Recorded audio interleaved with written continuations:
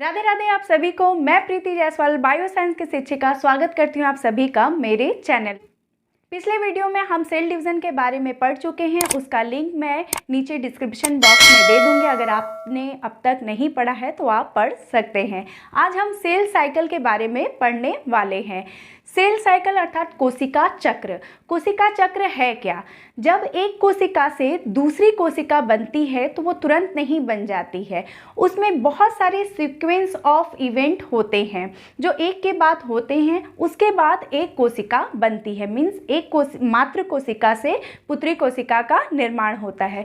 तो वो cell cycle अर्थात सीक्वेंस ऑफ इवेंट को ही हम कोशिका चक्र कहते हैं। तो चलिए स्टार्ट करते हैं हमारा वीडियो। तो एक कोशिका से जब दूसरी कोशिका बनती है तो उसमें मुख्यतः दो अवस्थाएं होती है। एक अवस्था को हम इंटरफेस या रेस्टिंग फेस या विश्राम अवस्था कहते हैं, दूसरी अवस्था को हम डिवीजन फेज या माइटोटिक फेज भी कहते हैं।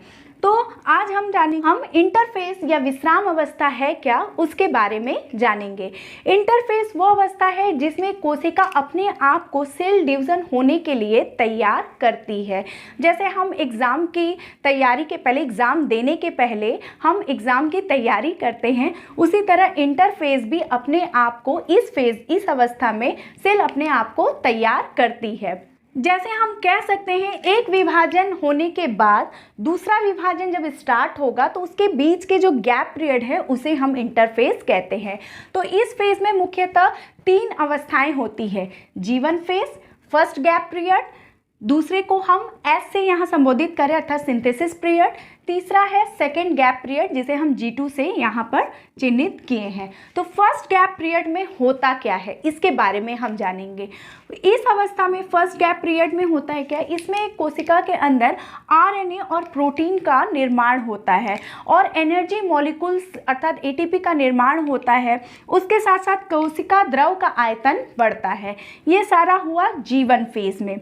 सेकेंड है एस फेज में। इसमें जब कोशिका जाती है तो इस अवस्था में क्या होता है, DNA का रेप्लिकेशन होता है अर्थात DNA की कॉपी DNA जो है वो द्विगुण होने लगता है और इसके साथ साथ इसमें हिस्टोन प्रोटीन का निर्माण होता है। ये हिस्टोन प्रोटीन क्या करता है, जैसे DNA के जो थ्रेड होते हैं वो लंबे होते हैं, वो सेल है, सेल के अंदर ये छोटा सा न्यूक्लियस है। इस न्यूक्लियस के अंदर ये जो DNA के थ्रेड है ये कैसे हो गए, तो ये हिस्टोन क्या करता है, उन्हें क्वाइल्ड करता है, इन्हें छोटा छोटा क्वाइल्ड करके इसके अंदर इसको फिट कर देता है। इस छोटे न्यूक्लियस के अंदर फिट करने का कार्य करता है। तो पूर्ण क्रियाएं एस फेज में होती है अर्थात सिंथेसिस फेज में होती है। उसके बाद है G2 फेज। इस अवस्था में क्या होता है, जो सेल डिवीजन के लिए जो महत्वपूर्ण भाग है मीन्स RNA का निर्माण होता है, उसके साथ साथ स्पेंडल फाइबर का निर्माण होता है और जितने भी सेल ऑर्गेनल्स है वो डबल्स हो जाते हैं। तो ये इंटरफेस की अवस्था क्या होती है, ये कंप्लीट होती है और कोशिका विभाजन होने के लिए ये तैयार हो जाती है और फिर कोशिका विभाजन की जो क्रिया है मीन्स डिवीजन फेज है वो स्टार्ट होता है। आई होप ये क्लियर हुआ होगा। सेल साइकिल की दो फेज है, interphase and divisional phase. Interphase में ये तीन टाइप्स है, ये अवस्था से उसे गुजरना पड़ता है। अब आते हैं डिवीजन फेज या एम फेज।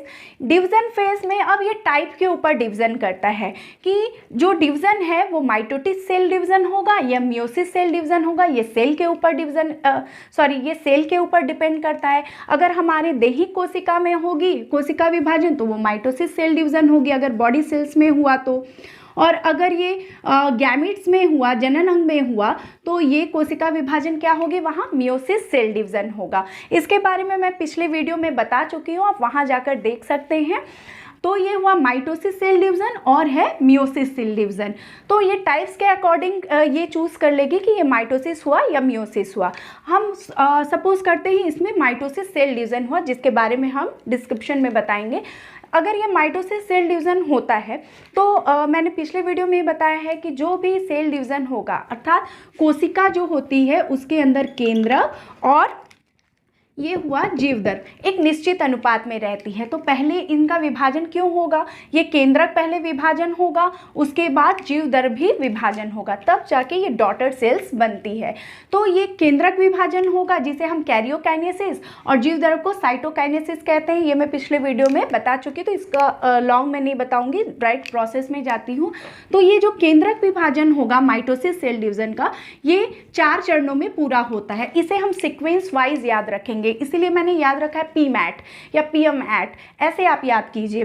क्योंकि एग्जाम में कभी कभी आपसे बोलता है क्या कि माइटोसिस जो सेल डिवीजन है उसमें पहली या चौथी अवस्था का वर्णन कीजिए, दूसरी और चौथी अवस्था का वर्णन कीजिए, या पहली या तीसरी अवस्था का वर्णन कीजिए। तो आपको जब पता ही नहीं रहेगा तो पहला क्या है, तो आप अगर सीक्वेंस में याद नहीं रखेंगे तो आप पहले एम का कर देंगे, इसलिए जानना बहुत जरूरी है। शॉर्ट क्वेश्चन के लिए भी इंपॉर्टेंट है कि पहला कौन सा है, प्रोफेज, उसके बाद मेटाफेज, उसके बाद एनाफेज, उसके बाद टेलोफेज। जैसे हम मछली के बारे में बचपन से पढ़ते आए हैं कि मछली के भागों तो सिर, धड़ और पूंछ, उसी तरह पहले पूंछ नहीं बोल सकते। अब चलते हैं इस पार्ट में।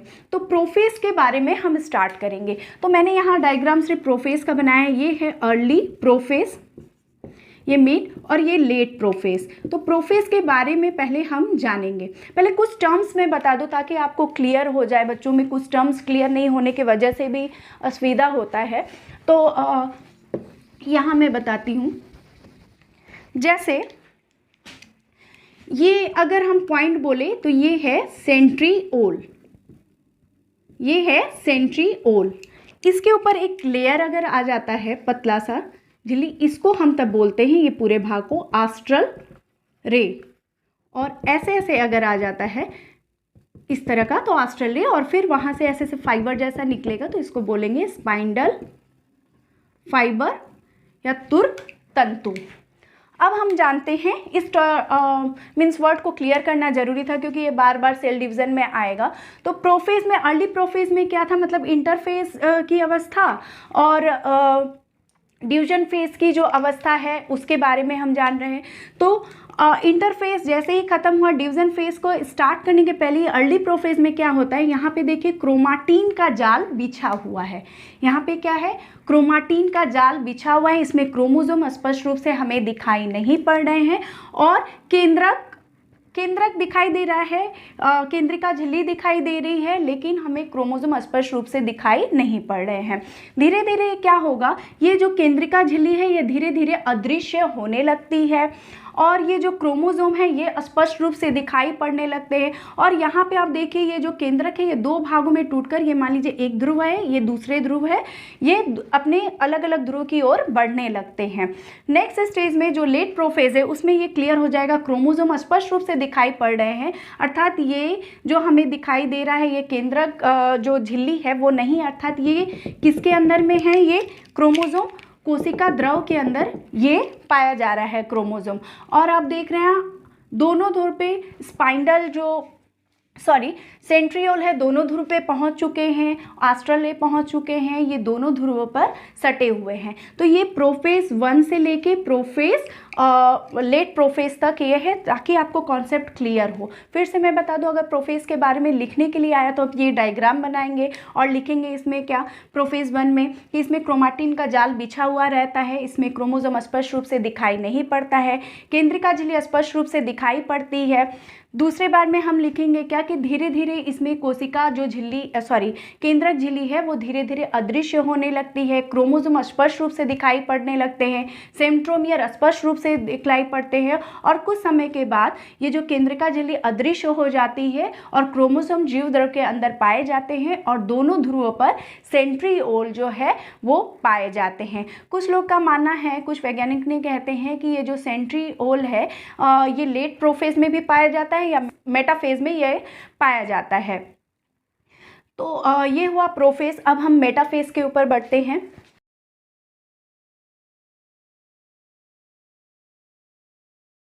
इसमें क्रोमोसोम विषुवतीय रेखीय कतार में सज जाते हैं, अर्थात ये प्लेट के मध्य भाग में, स्पाइंडल के मध्य भाग में ये पाए जाते हैं। इसमें जो बड़े क्रोमोसोम है वो परिधीय की तरफ और जो छोटे क्रोमोसोम है वो केंद्र की तरफ पाए जाते हैं। जैसा मैं ये बनाऊंगी आपको चित्र तो आपको क्लियर समझ में आएगा। ये बड़ा हुआ क्रोमोसोम और धीरे धीरे ये क्रोमोसोम छोटे होते जा रहा है,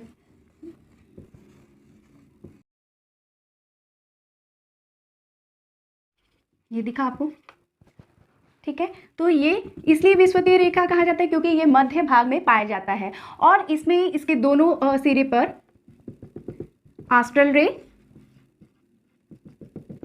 सेंट्रियोल और आस्ट्रल रे पाए जाते हैं और दो तरह के इसमें तूर्क तंतु पाए जाते हैं, उसके बारे में मैं बता। एक होता है कंटिन्यूअस, इसमें दो तरह के स्पाइंडल पाए जाते हैं, एक होता है डिसकंटिन्यूअस स्पाइंडल, एक होता है कंटिन्यूअस स्पाइंडल।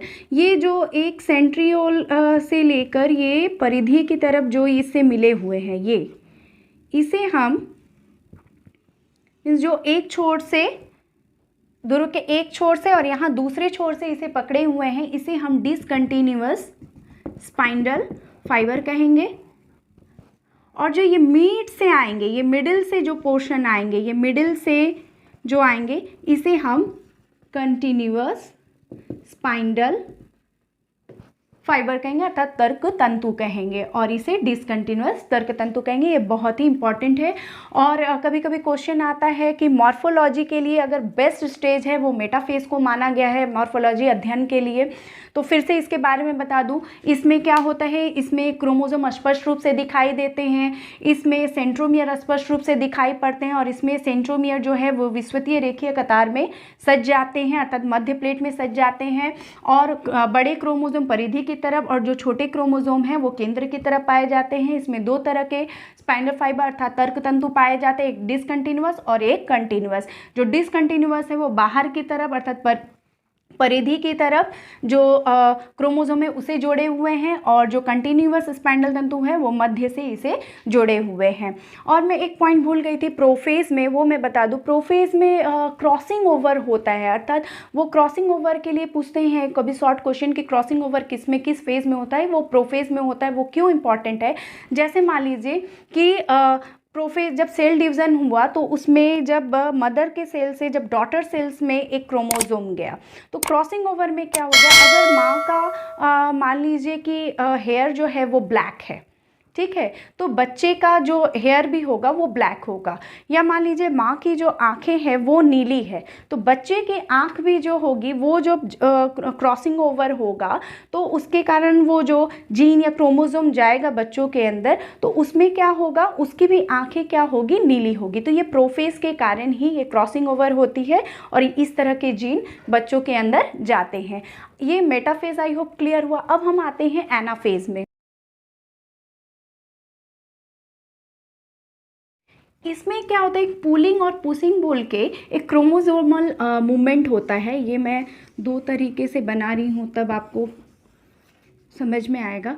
जैसे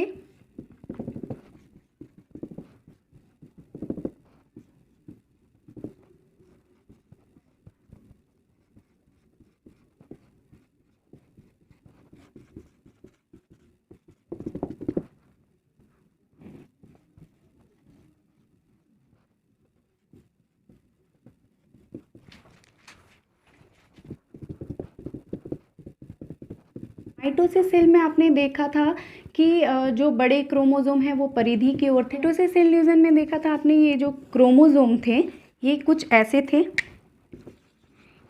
एनाफेज स्टेज में क्या होगा, ये जो क्रोमोसोम है ये टूट जाते हैं, टूटकर अलग अलग हो जाते हैं अर्थात एक तरह का क्रोमाटिड का निर्माण हो जाता है। यहाँ पर ये अपने अपने विपरीत ध्रुव की ओर बढ़ने लगते हैं। ये आप कैसे समझेंगे, देखिए ये इसका ध्रुव है, ये इसका ध्रुव है, ये इस तरफ ये बढ़ रहा है। ये ब्लू से अगर आप देखेंगे, ये ब्लू से ये इसकी तरफ बढ़ रहा है, ये इसकी तरफ बढ़ रहा है और ये इधर बढ़ रहा है अर्थात ये अपोजिट में ये बढ़ना स्टार्ट हो गया है। ये एनाफेज 1 में। एनाफेज 2 में आप देखिए ये देखिए ये पोर्शन कहाँ है और ये पोर्शन कहाँ है, ये अर्थात ध्रुव के निकट ये पहुंच गया है इस तरह के। अर्थात इसमें क्या होता है, पुलिंग और पुशिंग तरह का मूवमेंट होता था, क्रोमोसोमल मूवमेंट होता है जिसके कारण सिस्टर क्रोमाटिड्स का निर्माण होता है। इसमें क्या होता है, क्रोमाटिड जो है वो L, V, I इत्यादि शेप का देखने में प्रतीत होते हैं। तो इसके बारे में कैसे लिखेंगे, एनाफेज में लिखेंगे क्या, इसमें सेंट्रियोल दोनों ध्रुव पे पाए जाते हैं। सेंट्रियोल से क्रोमाटिड्स टूटकर अपने अपने विपरीत ध्रुव की ओर बढ़ने लगते हैं। उनके साथ साथ स्पाइंडल फाइबर भी बढ़ने लगता है। थोड़ी देर के बाद ये अपने अपने ध्रुव के निकट पहुंच जाते हैं और पहुंचते के साथ साथ स्पाइंडल फाइबर भी अदृश्य हो जाता है और जो सेंट्रियोल है वो धीरे धीरे अदृश्य होने लगते हैं और टेलोफेज की अवस्था में पहुंच जाते हैं। ये कोशिका विभाजन की सबसे छोटी अवस्था है। अब हम आते हैं टेलोफेज के बारे में पढ़ते हैं। जैसा मैंने पहले बताया था, यहाँ पे फिर से मैं बता दूँ, मिटा दी थी इसे, कि ये इस अवस्था में पहुँच जाता है। यहाँ पर एक ही मैं बना रही हूँ। इस पे क्या होता है इस अवस्था में, टेलोफेज में, ये पहले की जो प्रोफेज की अवस्था है ठीक उसकी उल्टी अवस्था है। उसमें धीरे धीरे क्लियर होने होता है। इसमें धीरे धीरे क्या होगा, ये क्रोमाटिड का जाल फिर से बिछ जाता है। ये जैसे ही ये पहुंच जाएगा, इसमें क्रोमाटिड का जाल बिछ जाता है। इसमें केंद्रक दिखलाई देने पड़ते हैं और कोशिका के ऊपर दबाव पड़ता है और फिर केंद्रक पतली होकर क्या हो जाती है, लंबी हो जाती है और ये पुनः दो भागों में यहाँ से बढ़ जाती है। दो भागों में बढ़कर दो पुत्री कोशिका का निर्माण करती है। इस तरीके से दो पुत्री कोशिका का निर्माण करेगी और इस तरीके से यहाँ डॉटर सेल का निर्माण करेगी और इस तरीके से माइटोसिस सेल डिवीजन होगा। अर्थात एकमात्र कोशिका से दो पुत्री कोशिका का निर्माण, जो जैसा कि बताया गया माइटोसिस सेल डिवीजन में, इस तरीके से होगा। फिर से मैं टेलोफेज रिपीट कर देती हूँ। जैसा कि एनाफेज में ये जैसे ही ध्रुव के पास अपने पहुँच जाते हैं, तो टेलोफेज अवस्था में क्या हो जाता है कि जो क्रोमोजोम है वो अदृश्य हो जाते हैं, क्रोमाटिड का जाल बिछ जाता है, सेंट्रोमियर या सेंट्रियोल सब अदृश्य हो जाते हैं और कोशिका के ऊपर दबाव पड़ता है। कोशिका डंबल के आकार की हो जाती है और इसके कारण, और भी मैं साथ साथ में बता दूं, जैसे ही ये डंबल के आकार की होगी तो इसके अंदर जो जीवद्रव्य है उसके ऊपर भी दबाव पड़ेगा। जो जीवद्रव्य भी क्या होगी, ये कोशिका के ऊपर जब दबाव पड़ेगी तो ये केंद्रक भी विभाजित हो गई, केंद्रक विभाजन हो गया और इसके साथ साथ जीवद्रव्य भी विभाजित हो गया। इस तरीके से दो डॉटर सेल्स का निर्माण हो गया। यहाँ एक और क्वेश्चन आता है कि अगर ये प्लांट में होगा तो कैसे होगा और एनिमल में होगा तो कैसे होगा, मीन्स साइटोकाइनेसिस। अगर ये प्लांट में होगा तो यहाँ एक सेल प्लेट बनेगा और साइटोप्लाज्म का विभाजन होगा और दो पुत्री कोशिका का निर्माण होगा। और अगर ये एनिमल में होगा तो ये प्लेट का निर्माण नहीं होगा, ये डंबल के आकार की होगी और कोशिका के ऊपर दबाव पड़ेगी और फिर ये बीच से दो भागों में बढ़ जाएगी अगर ये एनिमल में हुआ। इस तरह करके ये सेल साइकिल जो है वो कंप्लीट होता है। इसके साथ मैं एक क्वेश्चन बता दूं कि जैसे मान लीजिए हमारी सेल हमेशा तो सेल डिवीज़न होती है। जैसे छोटे बच्चे हैं वो जब बड़े होते हैं तो उनकी कोशिकाएं तो विकसित होती है, लेकिन कोई स्टेज पे जाकर वो स्टॉप हो जाती है। जैसे हमारी हार्ट की बात करें या किडनी की बात करें, अगर उसमें सेल डिवीज़न लगातार होते रहेगा तो वो किडनी का आकार या हार्ट का आकार जो है वो बड़े बॉल जैसा हो जाएगा। तो एक स्टेज पे आकर वो सेल डिवीज़न जो है वो नहीं होता है, तो उस स्टेज को हम G0 स्टेज या क्यूसेंट स्टेज कहते हैं। ये भी एग्जाम में क्वेश्चन में आता है कि क्यूसेंट स्टेज किसे कहते हैं। तो जिस अवस्था में सेल डिवीज़न मतलब कोशिकाएं विभाजन करना छोड़ देती है कुछ कोशिकाओं में, मतलब कुछ अंग में, तो उसे हम क्यूसेंट स्टेज कहते हैं या G0 स्टेज कहते हैं। आई होप ये वीडियो में मैंने सारी टॉपिक क्लियर करने की कोशिश की है और आपको समझ आया होगा। फिर भी अगर आपको कुछ टॉपिक क्लियर नहीं हुआ होगा या आपका कुछ क्वेश्चन हुआ, आप कमेंट बॉक्स में कमेंट कर सकते हैं। मैं रिप्लाई करने की पूरी कोशिश करूँगी।